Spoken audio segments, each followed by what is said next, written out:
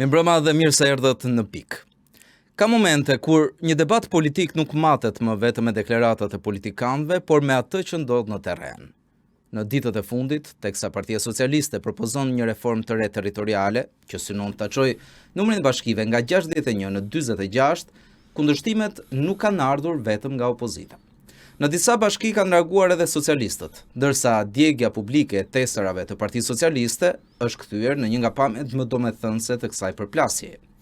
Vetë Edi Rama e ka cilësuar këtë akt të turpshëm, ndërsa ka këmbgulur se konsultimi për reformën do të vijojë. Në të njëjtën kohë, në rrugë vijojnë protestat kundër qeverisë dhe kundër mënyrës se si po merren vendimet, duke e bërë gjithnjë më të dukshme një përplasje mes pushtetit politik dhe një pjesë të shoqërisë. Dhe pikërisht në këtë realitet marrin kuptim opinionet e atyre që studiojnë situatën. Në media gjen të publikuar artikuj të shkruar shumë mirë me titullin diellës: Si u katandis kështu Partia Socialiste. A është larguar PS nga identiteti i saj historik? A ka humbur pluralizmin e brendshëm dhe është ndërruar në një strukturë gjithnjë më të përqendruar rreth një individi? Kush fshihet pas asaj që ngjall kundërshti në popull, vetë kryetari apo nën kryetarucët që i shërbejnë vizionit të tij? Ishte ambasadori që ishte autor i kësaj serie shkrimesh dhe që çon kritikën përtej politikës, te hipokrizia, te mungesa e vetkritikës, tek institucionet dhe tek universiteti shqiptar, ku sipas tij ekziston ende një hendek i madh mes asaj që shkruhet në dokumentet evropiane dhe realitetit. E teksa lexon të gjithë analizën e gjatë e shtëruese, të lind në mendje një pyetje. Apo përballet Shqipëria thjesht me një krizë të Partisë Socialiste dhe të qeverisjes së Edi Ramës, apo me një krizë shumë më të thellë të politikës, institucioneve dhe elitave shqiptare? Pikërisht për këtë do të flasim sot me profesorin, sociologun dhe ish ambasadorin Fatos Tarifa, që kam kënaqësinë ta kem në studio. Faleminderit ambasador që pranuat. Faleminderit për ftesën edhe urime për këtë studio të re dhe këtë emision të ri. Faleminderit, nuk do kishte asnjë vlerë një studio e ndërtuar bukur, e ndriçuar bukur pa mendjet të cilët din t'i japin asaj jehonën që duhet. Dhe unë teksa kam lexuar gjatë këtyre ditëve të nxehta të gushtit shkrimet tuaja të publikuara, thoja me vete, kjo është elita që ka kohë që i mungon Shqipërisë. Aq më tepër plejadave politike dhe jo vetëm atyre universitare, por do e nis direkt me atë artikull të parë që më bëri më shumë përshtypje. Si u katandis kështu Partia Socialiste, thoni ju? Është gabim i madh për sjelljet që ka apo për veprat? Ajo pyetje edhe mua vetë më ka mbajtur gjatë dhe më ka shokuar, sepse jo vetëm nga që simpatitë e mia politike kanë qenë vazhdimisht për këtë parti të majtë, nëse ka mbetur diçka e marrë tek ajo parti, nga krijimi i saj, por edhe sepse nga një forcë politike e madhe, forca kryesore politike e vendit, ajo është katandisur gati një lloj si partia e madhe opozitare. Një parti që nuk flet, vetëm hesht, një parti që drejtohet me dorë të hekur nga kryetari i saj, një parti kryetar, të kujton partitë e tipit leninist në fakt. Kryetari gjithçka, masa, antarësia e partisë është asgjë. Një parti në cilën kryetari ka gati 2 dekade që nuk është zgjedhur, me argumentin se kanë fituar zgjedhje dhe mund të qëndrojë kryetar partie vazhdimisht dhe për këtë arsye edhe kryeministër, siç e kemi akoma në mandat të 4. Fakti që në atë parti nuk ka debat të brendshëm. Debati është ai që e mban gjallë frymën demokratike në një parti. Fakti që në atë parti nuk ka kritik. Kryetari është i pakritikueshëm, kryetari është i përhershëm, kryetari është ai që zgjedh, kryetari është ai që bën listat, kryetari është ai që të bën ministër, të bën deputet, sikur të mos jesh askushi. Tregon se nuk është më partia ajo që drejton, por është një njeri vetëm që drejton në emër të partisë. Madje një njeri që për mendimin tim nuk është as socialist në bindje, nuk është socialist, në vlera, as nuk ka qenë ndonjëherë. Kështu që një njeri që e ka marrë atë parti nga një grup socialistësh të mirëfillt në mesin e viteve 2000 dhe e përdor për të qëndruar në pushtet, që është një abuzim i madh politik. Po si e lejuan atëherë ambasador? Partia u dobësua. Tradicionalisht ne njeriu në krye të partisë ka qenë njeri i fortë. Kështu ishte Saliu, kështu ishte Meta, kështu është ky. Nuk e përfiturojnë dot një parti si një organizëm i gjallë ku të lëvrojë debati, kontestimi i ideve, diskutimi i tyre dhe zgjedhja. Në atë parti nuk bën zgjedhje. Në atë parti merren vendime siç i do kryetari. Dhe në atë parlament që dominohet nga deputetët e kësaj partie. Kështu që vërtet ajo parti ka humbur frymën e saj dikush. Unë krahasoj në atë shkrim që ju përmendët, si ka qenë Partia Socialiste në fillim të viteve 90, emra shumë të njohur intelektual, disa Mojkom Zeqon kujtohet, Musa Ulqini, bashk studenti im, Arta Dade, Sabit Broka, Ermelinda Meksi, plot. Servet Pëllumbi e të tjerë. Një është në mik doktor që i kam njohur personalisht nga afër dhe si është sot Zeqineja apo ca emra të tjerë që i dëgjon për të parë. Një parlament i pazgjedhur dhe këta dy individ që me sa duket janë ngarkuar të drejtojnë këtë reformë territoriale, janë dy deputet të zgjedhur nga listat e mbyllura. Pra nuk janë të zgjedhur ata nga populli. Nuk kanë legitimitetin që duhet. Nuk e kanë legitimitet. Ndërkohë që nuk po flasin për këtë, por ndërkohë që propozojnë të shkrihen bashki të cilat janë zgjedhur, këshilla bashkiake që janë zgjedhur nga populli i rajonit, i vendit apo kryetar bashkish.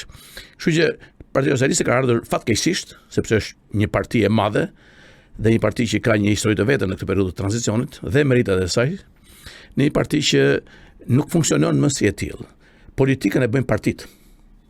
Në rastin ton kemi një parti që nuk pyetet, një parti që nuk ka zërin e saj në vendimarrje, sepse vendimarrja merret nga një kryeministër i vetëm që është ministri i çdo dikasteri, ta themi këtë, nga që ministrat e tjerë nuk kanë fare pesh, vlerë, rol në qeverisje. Çdo zhvillim, çdo njoftim e bën vetë kryeministri. Ka një pushtet absolut mbi deputetët socialistë në parlament, të cilët votojnë siç dojë.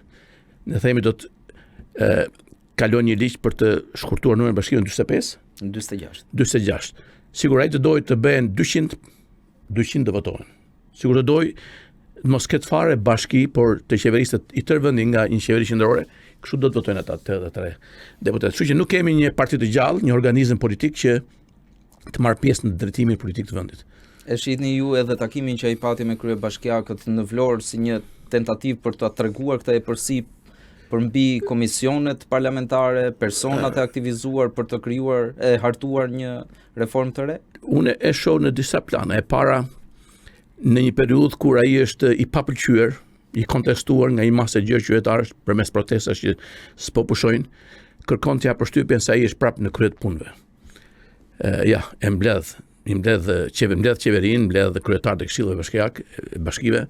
Është ai i zoti i vendit, edhe pse terreni i ka rashitur në këmbë. Për më tepër, është edhe kjo prapë një shprehje e arrogancës së tij, e cila vuret dhe atë mbledhje me çpam nga media, mënyra si trajton dhe si flet dhe si u drejtohet kryetarëve të bashkive, njerëz të zgjedhur nga populli, me cilët ai s'ka asnjë tagër, apo të përjashtojnë nga mbledhja, nuk e ka këtë mundësi, por ai e bën. Bën gjithçka, sepse do t'rregojë që këtu jam unë, ju nuk jeni, as udhëheq mbledhjes vetë, udhëheqsi jam unë. Fatkeqësisht. Në fakt edhe tek fjalimi i fundit që mbajti ku ju drejtua flamingove, sikurse e cilsoi, këtë deshi ndoshta të bënte. Çdo gjë ta merrte përsipër si viktima e vetme e kësaj proteste që vjen si rrjedhoje një administrate që nuk punon dhe ministrive të linjës të cilat nuk bëjnë punën e tyre sa duhet. Sakt, ishte një narrativ që në fakt të zemëronte kur e dëgjoje fjalën e tij, një arrogancë edhe një hipokrizi e pashoqe. Hipokrizi sepse ai juve të tjerëve mbi supe faje probleme që i ka i vetë. Nëse ka një administrat që është arrogante ndaj kërkesave dhe halleve të popullit, i pari është ky. Të tjerët nën të mësojnë për ti dhe sillen se ai. Ju përmendët termin, nuk e di nëse do e mbaj mend prap, atë që thash nën kryetaruc. E kanë fjalën për disa eksponent të partisë që drejtojnë edhe parlamentin apo seksionet të komisionit veçantë në parlament që kanë marrë gjithmonë për drejtues në parti, jo në qeveri. Në parti, jo në qeveri nuk ka, qeveri janë pupetat. Pa e ditur as kush se do të bëhet ministër të nesërmen, merrin telefonat dhe i thotë je ministri i këtij dikasteri.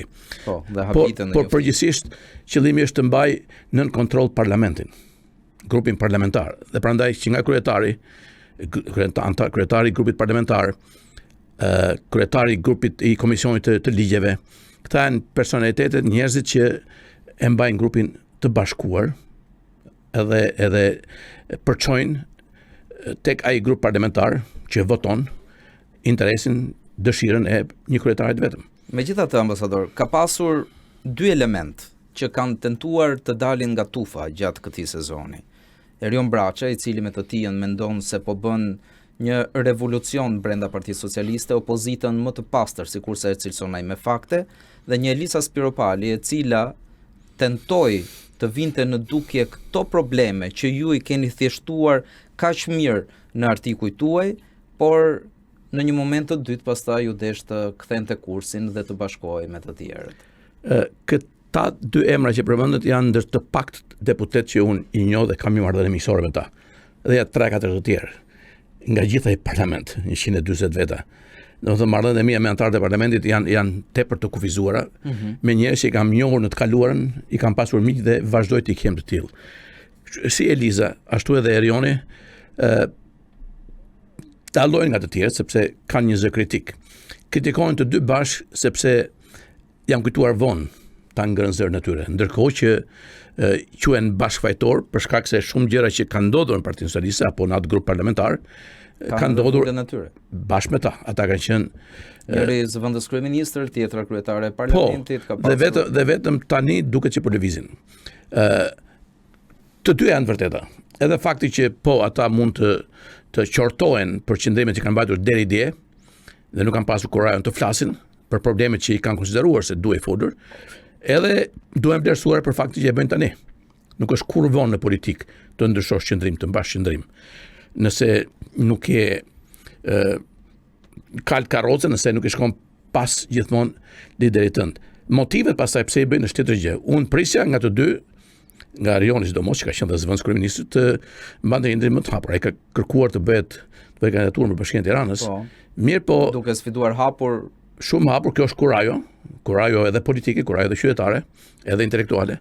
Por shoh që edhe ai po mbet pik në radhë të qytetarëve të Tiranës. Do të thënë, shoh memet për të nuk më vjen mirë, por duket që edhe ai nuk është konsekuent në qendrimet e veta. Edhe mendon se ndryshimi mund të vijë nga brenda asaj partie apo brenda atij grupi parlamentar, gjë që unë shoh pamundur. Nuk ka shanse të vijë nga brenda. E para punës nuk besoj se kjo qeveri do të mund të mbijetojë deri në zgjedhjet e ardhshme. Do të jetë shumë e vështirë nëse qytetarët vazhdojnë të protestojnë me një intensitet më të madh se ky. Dhe e dyta, ky parlament ka humbur, them, në një nga shkrimet e fundit që ju përmendet, legitimitetin e tij. Këtu do të vinim ke një çështje që pastaj është esenciale. Nëse nuk je i legjitimuar, nëse nuk ke legitimitet, atëherë ti ke pushtet për të ushtruar, por nuk ke autoritet. Pra masa nuk të respekton më. Megjithatë, për të bërë një rikapitullim të asaj që ju thatë deri tani, Partia Socialiste është vendosur nga aksi të majtës që ishte në krijimet e saj. Sot plejada e saj nuk ndodhet më aty. Elita është zhdukur, është zëvendësuar nga nën kryetaruc, persona pa integritet që nuk kanë atë ambicien politike që vetë të dalin, të mund të sfidojnë, të sjellin ide të reja, të frymëzojnë edhe socialistët së pari, pastaj edhe mbështetësit e tyre, dhe jemi në pikën që pyes, kësaj partie sot në këndvështrimin tuaj i mungon integriteti, kurajo apo thjesht pavarësia nga lideri? Është pyetja më e vështirë që mund të bëje kujdo sot. Duket që fati i kësaj partie nuk do të jetë më i mirë se ç'është sot. Mundet të jetë një ndarje e saj që do ta bënte shumë më pak relevante peshën politike të partisë në jetën e vendit. Një riorganizim më duket shumë i vështirë sa kohë që në krye të saj është ky kryetar, ky kryeministër, i cili nuk ka lejuar dhe do të lejojë kur ndryshime të bëjnë. Njerëz që kontestojnë idetë e tij, njerëz që garojnë me të, deri më sot nuk ka pasur garë me të. As fiktive madje, jo garë reale. Kështu që nëse nuk ka një lëvizje të brendshme nga grupi parlamentar, që edhe aty është shumë vështirë, njerëzit flasin për 7, 8, 10 deputet që mund t'i shkëputen grupit ose mund votojnë kundër masës madhe të tij. Ose një lëvizje nga masa e gjerë e socialistëve, antarëve të Partisë Socialiste në bazë, nuk besoj se është në ndryshim. Skizm mund të ketë, por skizmi nuk e forcon atë parti. Kështu që mund të vemi në një situatë kur nuk do të kemi më dy parti të mëdha, do të kemi parti të mëdha të vogla, por jo dy parti që të vendosin fatet e jetës politike në vend, nga që mund të mos kemi më një parti të vetme në pushtet siç kemi pasur disa herë deri më sot. Për mua kjo do të qenë një fat i mirë për Shqipërinë, një bashkëqeverisje e disa forcave politike që gjejnë gjuhën e përbashkët për problemet e mëdha të vendit. Po a shihni shpresë tek të gjitha formatet edhe logot që ndodhen tani në terren, zoti Tarifa? Është shumë shpejt të flasësh sepse disa parti janë shumë të reja, por kjo lëvizje masive dhe ky fermentim i brendshëm në PS mund të çojë në pakënaqësi të tilla të antarësisë njërës apo tjetrës partit të madhe dhe të atij elektorati që deri më sot ka qenë i interesuar për politikën, një pjesë e madhe e cilit është në bulevard sot. Kështu që rradhë e partive të vogla mund të shtohen, çfarë do të thotë se edhe antarët e këtyre partive në parlament mund të shtohen për të bërë të pamundur krijimin e një qeverie njëpartiake. Problemi është që pengesë e madhe është sistemi zgjedhor. Dhe sistemi zgjedhor mund të ndryshohet nga këto dy parti që janë në parlament.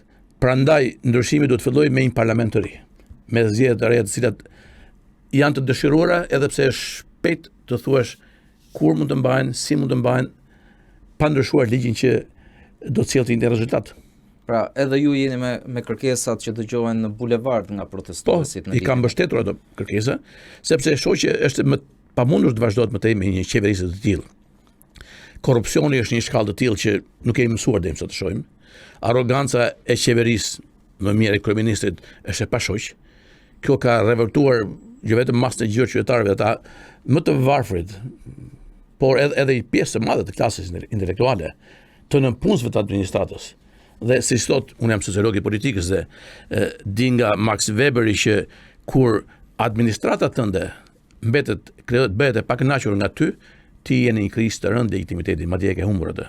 Jo vetëm administrata, por ajo që ndodhi kryesisht administrata e shtetit. Ajo pastaj është përtej. Ajo i dha zemër edhe atyre që filluan ta dyshonin protestën e gjithçka. Po, në nivelin e partijak është e vërtetë se ata ishin antar partie të tjerë dhe dojnë testra atyre. Po. Një veprim që kryeministri i quajti të turpshëm. Kurse unë mendoj dhe them që është një veprim i likshëm, ata nuk dojnë ndonjë simbol kombëtar, thjesht dojnë lidhjen e tyre me një parti e cila nuk është më partia e tyre. Kjo është ideja. Nuk i përfaqëson më kjo parti dhe ky kryetar. Apo shihni ju ndoshta një rrym që nuk ka dalë aq në sipërfaqe brenda Partisë Socialiste që po kërkon ta kthejë në identitet këtë parti? Është e vështirë dhe nuk mund të kthehet. Domethënë sot nuk mund të jetojmë më kohën e 30 viteve më parë. Sot jetojmë kohën e sotme. Dhe kthimi në identitet është një koncept që nuk do të bënte kuptim. Si koha ka ndryshuar, njerëzit kanë ndryshuar, brezat kanë ndryshuar, ne sot harrojmë shpeshherë, unë jam profesor dhe kam në klasë student 20 vjeçar, se është një brez i ri që po rritet që do një vend tjetër, një shoqëri tjetër.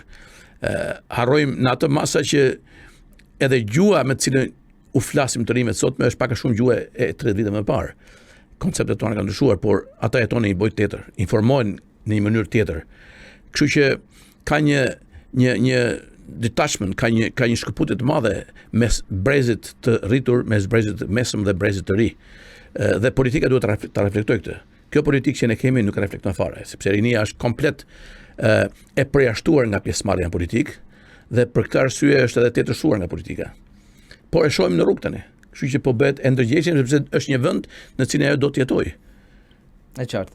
Dhe në rrugë ajo që po frikson qeverinë sot është pjesëmarrja në protest edhe e socialistëve, atyre që punojnë në qeveri, që ndoshta nuk kanë role kyçe, por janë pjesë e administratës, dhe që kjo nuk i pëlqeu fare kryeministrit. Në atë fjalim që ai e kalonte fajin totalisht tek administrata jo funksionale, ndonse gjatë këtyre 13 viteve na kaftuar të gjithëve, edhe kur i dha mbështetje në fillim të bashkëqeverisni me atë portalin e tij që hapi online ku gjithkush mund të jepte idetë, por që nuk besoj se u reflektua në terren një gjë e tillë, dhe sot ky Edi Rama janë të njëjtët. Kemi të bëjmë me një person i cili u detyrua të vi këtu, apo me një person i cili nën efektin e pushtetit humbi veten. Nëse sjelljen e tij politike, një vimësi, kështu ka qenë. Demagog, premtimet e tij kanë qenë shumë të mëdha nga ato çfarë ka arritur të realizojë. Prandaj dhe unë them që është treguar i pasinqert, ka gënjur, ka mashtruar fakti që çdo vendim të rëndësishëm që merr në mungesë të plotë të transparencës. Që do thotë fshehurazi, pa e diskutuar, pa debatuar, pa marrë pëlqimin në radh parë qytetarëve që preken nga politikat që qeveria zbaton dhe parlamenti miraton. Dhe të njëjtat premtime vazhdimisht. Sa herë ndodhet në krizë, bën një premtim të madh. Ishte ditët e fundit, më duket, lajmi se kompanitë mëdha amerikane do të pajisen ushtarakisht me mjete që do të prodhohen në Shqipëri. Po është kaq qesharake. Unë e njoh Amerikën, e njoh industrinë ushtarake të Amerikës, njoh Lockheed Martin, prodhuesi më të madh të avionëve ushtarak. Dhe është qesharake të mendosh që një vend i vogël që s'prodhon asgjë, as gozhd më, minimumi tu kishte hequr logon makinave, po, që të kuptohej sigurisht. Nuk prodhojmë dot bicikleta, nuk prodhojmë dot gozhd dhe xhama. Qelç që dikur i prodhonim, letër nuk prodhojmë dot. Do të prodhojmë tani pajisje ushtarake për NATO-n dhe Shtetet e Bashkuara të Amerikës. Është kaq qesharake dhe me sa duket ka arritur të jetoj krejtësisht jashtë realitetit. Njeriu nuk e ha dot më këtë. Ose lajmi dy ditë më parë se Shqipëria qëngër ka vendi më i mbrojtur nga pikpamja kibernetike, siguria kibernetike në është. Sipas ekspertëve të IT-s, ajo ishte gënjeshtra më e madhe që na është thënë. Po për çdo njeri të thjeshtë, pyetja është si është e mundur. Si ka mundësi? Ne, kush jemi ne? Ne jemi ata që na njeh gjithë botën. Ne jemi ata që jemi mësuar të na gënjejnë. Po tani ka ardhur një pikë dhe kjo është kryesorja. Njerëzit nuk gënjehen më. Nuk i marrin më dokrat e kryeministrit për të vërteta. Çfarë nuk e tha? Jo, ti dhe unë besoj e blem ujin që pim në shtëpi. Patjetër. Nuk kemi shans ndryshe. Por paguajmë ujë. Paguajmë drita, paguajmë ujin. Edhe bashkë me ujin një sër fatura. Pra paguajmë një ujë që nuk e pim dhe blem ujin për ta pirë. Kur një qeveri në një mandat të vetëm do të kishte mundur një qytet të paktën si Tirana ta kishte pajisur me ujë të rrjedhshëm, të pastër, siç e kishim dikur nga Sedita, brenda një mandati. Brenda 3 mandateve gjithë Shqipërisë do kishim problem në ujë, problem me dritave, probleme të tjera. Shkollat që po mbyllen dhe mësuesit që janë larguar dhe si gjejnë më në fshat sepse s'ka fëmijë. Një proces depopulimi që nuk ka ndodhur në asnjë vend tjetër në këto përmasa. Përgjegjësi nuk është vetëm e qeverisë, por a mundet të çvishet qeveria nga përgjegjësia? Sepse ajo është që të mendoj për hallet e popullit, prandaj është qeveria e popullit, të punoj për popullin, prandaj është qeveri për popullin, dhe të zgjedhet nga populli. Pas kjo nuk ndodh, as nuk zgjedhet nga populli, zgjedhet nga kryetari. Tani çdo gjë është e paracaktuar duket. Por këtij njeriu a mund t'i japim ne besën sikurse na e kërkon? Unë vetë jo më. Unë madje në një nga ato artikuj të shkruar në këtë ditë të nxehta them që për mua kjo qeveri dhe ky parlament e kanë humbur legitimitetin e tyre. Nuk janë me legjitim. Pavarësisht thot kryeministri se ne na kanë votuar 800 kusur mijë njerëz, prandaj vota e tyre na mban pushtet. Edhe kjo është një alibi e madhe, madje e rrezikshme. Sepse legitimiteti i qeverisë nuk matet me votat që ke marr apo nga fakti që je zgjedhur në zgjedhjet e përgjithshme. Këtë argument unë e kam trajtuar disa herë, madje për informacion, teza ime doktoratës në Amerikë ka qenë pikërisht çështja e legitimitetit. Mbështetur në teorinë e Weberit, dhe argumentoje sa kanë qenë ose s'kan qenë legjitime shoqëritë komuniste në Evropën Lindore. Dhe parimi i bazë i legitimitetit është aftësia për të marrë vendime mbi bazën e një konsensusit të gjerë popullor. Çfarë do thotë një qeveri e zgjedhur për ti. Por nëse një qeveri nuk vepron në përputhje me interesat e popullit, me programin elektoral për cilin është votuar, atëherë ajo mbet të legitimitet pa bërë 4 vjet, edhe mbas një javë. Sepse legitimiteti nuk është zgjedhje vetëm, zgjedhjet janë ngjarje një ditë të vetme, legitimiteti është ajo çfarë ndodh me disë dy palë zgjedhjeve. Pra si operon, si vepron një qeveri e caktuar apo një parlament.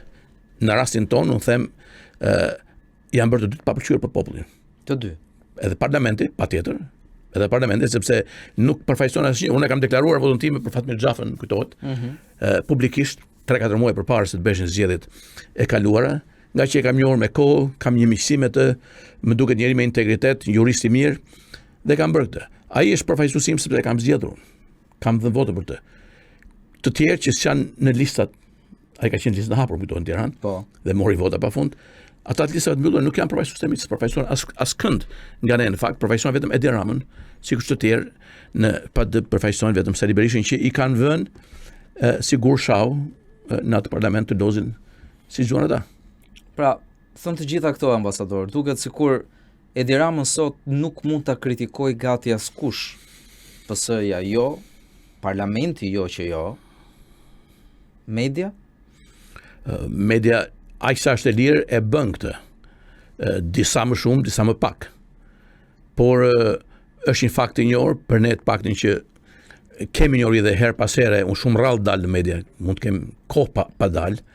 Ja di dhe më është dashur të këmgull për të Dim që lidhjet e pushtetit dhe politikës me media janë kudo, vetëm këtu, në çdo vend të botës. Me përjashtim të atyre vendeve ku mediat janë publike, televizori është publik, ka disa kanale publike dhe qeveria nuk ka dorë mbi to. Sikurse edhe media e shkruar, gazeta që janë mbyllur, televizione që janë zhvendosur nga seria e tyre. Pra, qeverit, sidomos qeverit autoritarise, din dy gjëra. Ata duhet kenë media në vete dhe statistikat. Me statistikat mund gënjejnë. Kështu që të dyja këto ndodhen. Kontrolli mbi institutën e statistikave ka qenë vazhdimisht.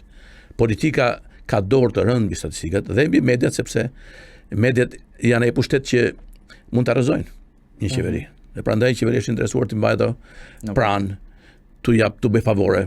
Janë favore të ndërsjellë. Një oligarki qeveritare mban një oligarki mediash në pushtet. Dhe për këtë Edi Ramën, personazhin e krijuar sot, a gjeni faj ju sikurse ata që protestojnë tek opozita e dobët? Nuk mund ta zhveshësh opozitën nga faj. Apo nga merita që ka lënë në qeverisje ka gjatë Partia Socialiste, unë gjithmonë do të preferoja PS-n në qeveri se sa PD-n, sepse ka qeverisur në ato vite që ka qenë pushtet më mirë se sa PD-ja, ka në gjirën e saj, ka pasur, ndoshta ende ka njerëz më të kultivuar, por çfarë ka ndodhur këto 2-3 vite e fundit, skandalet e mëdha për cilat po mësojmë, me antarë të qeverisë, me antarë të parlamentit, me kryetar bashkish të PS-s, më kanë zhgënjyer pjesën më të madhe të qytetarëve. Domethënë fakti që erdhëm në një pikë, në një kohë kur qytetarët dolën hapur në shesh, jo nga një qytetari marrë zvarr në Zvërnec, por nga më në fund të kuptuarit se nuk mund të shkohet më kështu, se është mbushur kupa dhe tani ajo po derdhet. Kjo solli që zemërimi të jetë kaq i hapur dhe unë nuk e mendoja kur se njeri mund të urrej. Mund të them se ka shumë njerëz që urrejnë këtë kryeminist sot. Fjala urrejtje nuk është një gjë e bukur. Është shumë e madhe. Se zotën, por vërtet është bërë i tillë. I papërqyer është pak të thuash, ju rryer ndoshta shumë, por është në ato kufi ku njerëzit nuk e duan më në qeveri. Prandaj Rama ik. Gabimi që bëjnë është se ja thon me këngë, e këndojnë, sikur i luten Rama ik. Në fakt është e pamundur të presësh HPR që ai të largohet vullnetarisht, vetëm nëse masa e kësaj lëvizje rritet, pesha e fjalës së tyre shtohet dhe presioni bëhet më i madh. E qartë. Dhe përpara kësaj tabloje që ju na e bët gjithnjë më të kuptueshme, përpara asaj që dëgjojmë në bulevardin kryesor të Tiranës me protestat, thirrjet, këngët, sikurse me të drejtë e cilësuat, neve na shfaqet një ëndër që prej vitesh kjo qeveri të paktën duket se e ka bërë simbolin e shpresës së shqiptarëve. Familja e madhe e Bashkimit Evropian, ku pritet të antarësohemi në 2029, por ju edhe këtu keni skepticizëm, sepse nuk bëni dot një paralele konkrete mes letrave, asaj që thuhet dhe realitetit, qoftë ky qytetar, por edhe politik. Nëse keni fjalën për një shkrim timin ditëve të fundit lidhur me euforinë që ngjalli dhe e shprehu vokalisht kryeministri për mbylljen e 3 kapitujve në negociatat me BE-n, dy prej tyre që janë për shkencën dhe për arsimin, unë për këto bëja fjalë, sepse e njoh mirë gjendjen e kërkimit shkencor në vendin tonë, është vokacioni im, dhe gjendja e arsimit, sidomos arsimit të lartë, dhe mbyllë një kapitull të tillë që është formalisht i mbyllur, jo përfundimisht i mbyllur, nuk duhet ta justifikojnë në asnjë mënyrë këtë eufori, triumfalizëm të qeverisë, sepse jemi akoma në hapet e para, janë mbyllur 3 kapitull, janë dhe 31 të tjerë dhe kërkojnë një kohë. Për sa i përket pranimit ose jo brenda vitit 29-30 në BE, unë kam qenë prej vitesh një euro, jo skeptik, euro realist do të thoja, dhe nuk kam besuar kur se pranimi mund të jetë kaq i shpejt për ne. Nuk është çështje pëlqimesh personale, më pëlqen ky kryeminist, është më gjatë se të tjerët, bën shaka, humor, jo, është çështje realitetesh. Një miku im, Zef Mazi, ka qenë deri 4 vite më parë krye negociatori, ka qenë i pari që krijoi grupin, i pari dhe ai që ka një merit të veçantë, patjetër, që ne shkuam në hapjen e negociatave. Padyshim jemi. Dhe që kryeministri ishte faji i tij që u largua. Nuk u hoq, u largua vet, sepse e pa të vështirë të punonte me atë kryeministër dhe me atë ministrat e jashtëm që ishin atë kohë. Por prej tij, por edhe nga arsyetimet e mia dhe njohjet e mia, e di se antarësimi është shumë i vështirë se sa puna i bën ky kryeministër, dhe sidomos merita se është ai dhe vetëm ai që mund ta çojë Shqipërinë në BE, që e ka marrë këtë mision historik për ta futur vendin ton në BE, është qesharake prap. Qesharake. Unë natyrisht përshëndes çdo hap që bëhet det antarësimit, por e di që antarësimi është shumë i vështirë. Është një kafshat shumë e madhe për ne ende. Duke parë se me qeveri po punojmë, se sa korrupsion të madh, se sa papërgjegjësi dhe mungesë llogarie ka qeveria, sidomos kur vjen puna në financat. BE vetë disa herë ka shfaqur rezervat e saj për mënyrën se si trajtohen financat që marrin prej Brukselit. E radhës me siguri është edhe reforma territoriale ku ata janë investues. Padyshim. Dhe kjo reformë pastaj është tjetër gjë. Unë nuk jam ekspert i kësaj, por di që në krye të komisionit për këtë reformë janë, ju kishit në studio më thatë një kam pasur Boçin të dy kryetarët, dhe Maznikun edhe Boçin. Dhe Maznikun. Shiko, ndoshta janë njerëzit më papërshtatshëm për atë punë. Një gazetar dhe i mësues letërsie. Unë mendoj se me një reformë solide territoriale duhen të merren patjetër ekonomist, patjetër gjeograf që njohin gjeografinë sociale, patjetër antropolog që njohin traditat e rrethana, sociolog, jurist, dhe jo këta që zgjedhim. Natyrisht të dyja partit kanë besim tek këta dy individ, por nuk pres kur që nga këta të shohë një reformë apo një propozim për një reformë që do të ishte arsyeshme. Ndërkohë që thashë rezervat ndaj propozimeve të tyre janë të mëdha. Unë ndaj shumë prej tyre, por nuk kam frikë se do të vim në një pikë që do të votohet dhe po me vota, me shumicën e votave, me atë që quajmë tiranitë mazhorancës, do të bëjmë një zgjedhje të gabuar. Do bëjmë zgjedhje të gabuar. Po mund ta bëjmë sepse votat i kemi. Patjetër. Kështu që kjo më tremb. Ndërkohë që sidomos për shkak të rrethanave të krijuara, që nga qershori e këtej, kryeministri duhet të ishte shumë i matur në çdo hap që ndërmerrte. Duke sikur po provokon më shumë zëbrim popullor. Padyshim ai ka të humbura zgjedhjet lokale dhe ato të përgjithshme në ato bashki që do të shkrijë. Padyshim. Dhe të mos harroj që nuk janë thjesht këta që dogjen testra apo ata që protestojnë individ veçantë, ata kanë vëllezër, motra, familje të gjëra, njerëz, shoqëri. Pra është një stres shumë e madhe e popullsisë që edhe nëse nuk del në miting apo në protest, është kundër qeverisë. Duhet të jesh i verbër të mos ta shohësh këtë. A janë kundër qeverisë intelektualët? Pse e them këtë? Sepse ju në artikujt tuaj, ambasador, i keni kushtuar një hapësirë shumë të madhe universitetit shqiptar dhe disfatës, sikurse e karakterizoni ju faktin që ne në këtë ecejakën ton drejt BE-s nuk po arrim dot kurrë të kemi një universitet konkurrues europian. Do të doj shumë kohë. Do të doj shumë kohë ta kemi universitet të tillë. Unë i kam propozuar Akademisë Shqiptare të Arteve Shkencave ku bëj pjesë një forum së shpejtë në vjesht ku diskutohet si duhet të jetë Universiteti Shqiptar në vitin 2035. Kujtohet Mazniku, me që e përmendëm këtu para 11 vjetësh edhe në një nga ato shkrimet thoshte në studio televizive që mbas 3 vjetësh Universiteti Shqiptar do të jenë si universitetet evropiane. I kam thënë në studio që kjo është demagogji.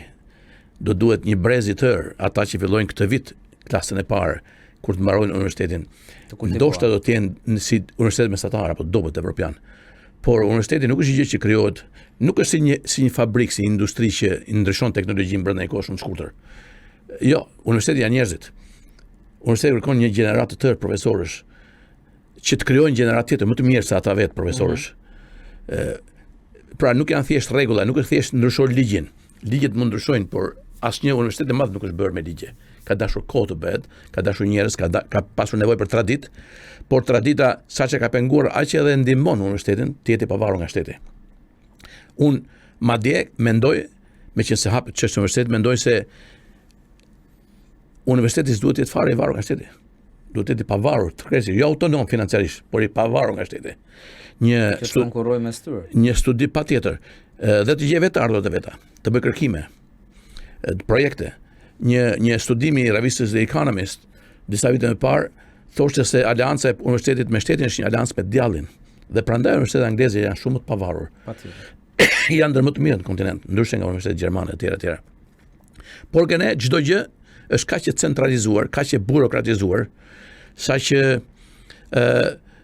vështirë të shohë ndryshim nëse kalohet një ligjëri. Para nuk e di, o dërgova dhe ju më duket një shkrim që doli sot, ja dërgova dhe Ministrës së Arsimit, e njoh nga koha e studimeve të mia, më thotë do të lexoj me interes. Edhe sikur ti kuptoj dhe sikur të jetë i mendimi është e pa aft, e pa zonja, e pa mundur të bëjnë ndonjë ndryshim. Ajo vetë dhe kjo qeverisje është sepse ata njerëz që kanë bërë, që ata njerëz që kanë sjellë arsimin dhe shkencën këtu, ata njerëz pra do të merren me reformimin e saj. Kështu që universiteti në këtë pikë ku jemi nuk kërkon thjesht reformim, një transformim dhe transformim merr vite. Profesor, a ju trem sot kjo paudhësi apo liri e shfrenuar e dhënies së titujve akademik tek çdo person? Shumë, atje disa vite më parë unë bëra një propozim publik që si në drejtësi edhe në arsimin e lartë të kishte një lloj vettingu për titujt e dhënë dhe gradat e marra. Të verifikoheshin se janë dhënë dhe marrë me merit sipas legislacionit në kohën kur janë marrë, jo të sotmit. E hodha këtë propozim, u kundërshtua nga shumë prej kolegëve të mi dhe në Akademinë e Arteve dhe Shkencave. Po, duke një gjë e pamundur, por shumë e mundur. Nëse ti arrin të rinovosh, aq sa ke mundur të rinovosh klasën e juristëve dhe të prokurorëve, gjyqtarëve, mund ta bësh po kështu edhe me profesorët. Sepse thelbi i gjithë reformës së arsimit të lartë është krijimi i profesoratit të ri.